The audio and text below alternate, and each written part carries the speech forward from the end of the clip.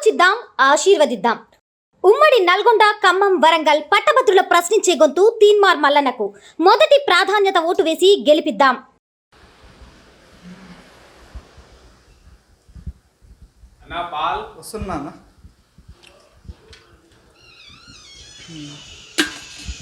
గ్రాడ్యుయేటే కదన్నా మీరు? అవునన్నా.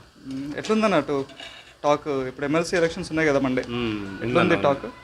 ఎట్లుంటాకంటే తీర్మానం మళ్ళీ దాగుంటాను అందరం కలిసి.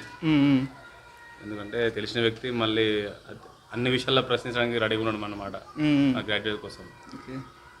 మరి రాకేష్ రెడ్డికి ఇవ్వచ్చు కదా? అంటే కెనెట్ తెలియదు అన్న మాకు.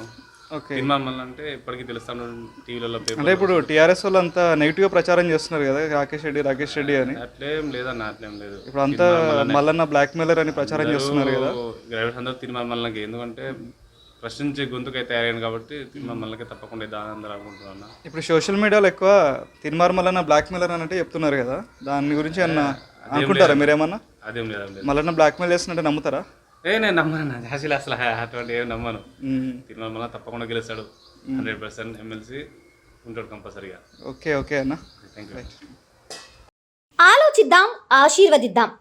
ఉమ్మడి నల్గొండ, ఖమ్మం, వరంగల్ పట్టభద్రుల ప్రశ్నించే గొంతు తీన్మార్ మల్లన్నకు మొదటి ప్రాధాన్యత ఓటు వేసి గెలిపిద్దాం.